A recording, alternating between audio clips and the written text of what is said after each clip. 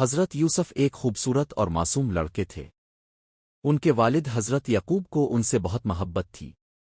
ایک دن حضرت یوسف نے ایک حیران کن خواب دیکھا۔ انہوں نے اپنے والد سے کہا، ابا جان، میں نے خواب میں دیکھا کہ سورج، چاند اور 11 ستارے مجھے سجدہ کر رہے ہیں۔ حضرت یعقوب فوراً سمجھ گئے کہ یہ خواب غیر معمولی ہے۔ انہوں نے یوسف سے کہا، بیٹا، یہ خواب کسی سے مت کہنا، خاص طور پر اپنے بھائیوں سے نہیں، کیونکہ وہ تم سے حسد کرتے ہیں۔ یہ خواب مستقبل کی ایک بڑی سچائی کا اشارہ تھا، لیکن اس وقت کسی کو اس کا اندازہ نہ تھے۔ باب دوم، حسد، سازش اور کنویں کا اندھیرا۔ حضرت یعقوب کے دوسرے بیٹے حضرت یوسف سے جلتے تھے۔ انہیں لگتا تھا کہ والد یوسف سے زیادہ محبت کرتے ہیں۔ ایک دن انہوں نے سازش کی اور حضرت یوسف کو ویرانے میں لے جا کر ایک گہرے کنویں میں پھینک دیا۔ پھر وہ گھر واپس آئے اور اپنے والد سے جھوٹ بولا، ابا جان، یوسف کو بھیڑیا کھا گیا۔ انہوں نے یوسف کا قمیص خون سے رنگا ہوا لا کر دکھایا۔ حضرت یعقوب نے دل پر پتھر رکھ لیا اور صبر اختیار کیا، لیکن غم نے ان کی بینائی چھین لی۔ باب سوم، غلامی، مصر کا بازار اور نئی زندگی۔ کنویں سے ایک قافلہ گزرا اور حضرت یوسف کو نکال کر مصر لے گئے۔ وہاں انہیں بازار میں غلاموں کی طرح بیچا گیا۔ اس دن مصر نے انہیں خرید لیا اور گھر لے آیا۔ حضرت یوسف نے ہر کام ایمانداری سے کیا۔ ان کی خوبصورتی اور سچائی نے ہر دل کو متاثر کیا۔ عزیز کی بیوی زلیخا ان پر فریفتہ ہو گئی۔ اس نے انہیں بہکانے کی کوشش کی، مگر حضرت یوسف نے انکار کر دیا۔ زلیخا نے الٹا الزام لگایا اور حضرت یوسف کو جیل بھجوا دیا گیا۔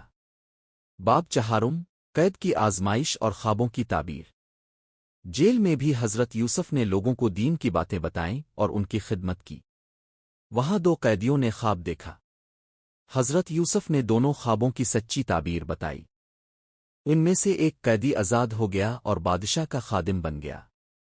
حضرت یوسف نے اس سے کہا، میرا ذکر بادشاہ سے کرنا، مگر وہ بھول گیا۔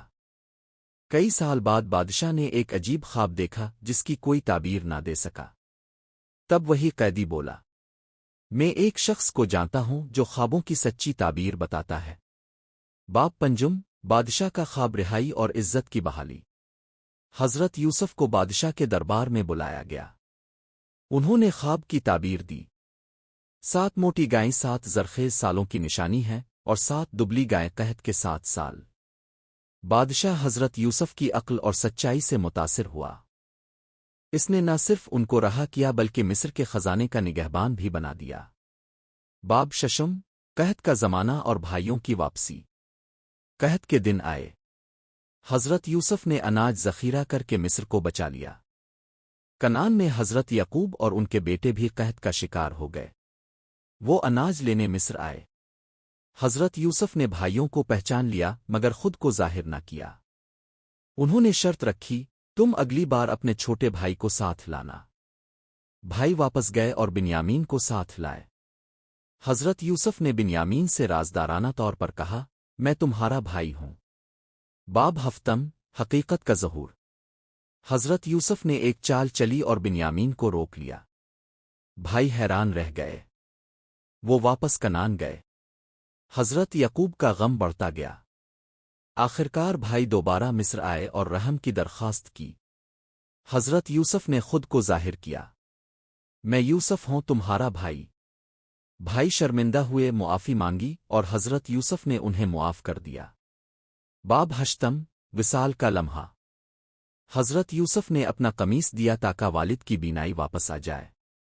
حضرت یعقوب نے قمیص آنکھوں سے لگایا اور فوراً بینا ہو گئے۔ پھر تمام خاندان مصر چلا آیا۔ حضرت یوسف نے والدین کو عزت سے تخت پر بٹھایا۔ ان کے تمام بھائی ان کے سامنے جھکے اور یوں بچپن کا خواب حقیقت بن گیا۔ باب نہم، حکومت، سچائی اور آخری لمحے۔ حضرت یوسف نے اللہ کا شکر ادا کیا۔ انہوں نے عدل، انصاف اور رحم سے حکومت کی۔ ان کی دعا تھی، اے میرے رب، مجھے اپنے نیک بندوں میں شامل کر اور ایمان کے ساتھ موت عطا فرما۔ حضرت یوسف کی زندگی ہمیشہ کے لیے ایک مثال بن گئی۔ اختتامیہ۔ حضرت یوسف کی کہانی ہمیں سکھاتی ہے کہ صبر تقوی سچائی اور معافی کی طاقت سب سے بڑی ہوتی ہے۔ جو اللہ پر یقین رکھتا ہے وہ ہر مصیبت سے نکلتا ہے اور کامیاب ہوتا ہے۔ حضرت یوسف جیل میں قید ہو گئے مگر وہاں بھی انہوں نے لوگوں کی خدمت کی۔ وہ قیدیوں کو دین کی باتیں بتاتے، اللہ کی توحید کی دعوت دیتے اور دلجوئی کرتے۔ جیل میں دو قیدی آئے جنہوں نے خواب دیکھا۔ ایک نے کہا کہ اس نے دیکھا کہ انگور نچوڑ کر بادشاہ کو شراب دے رہا ہے۔ دوسرے نے کہا کہ وہ اپنے سر پر روٹی لیے جا رہا ہے اور پرندے روٹی کھا رہے ہیں۔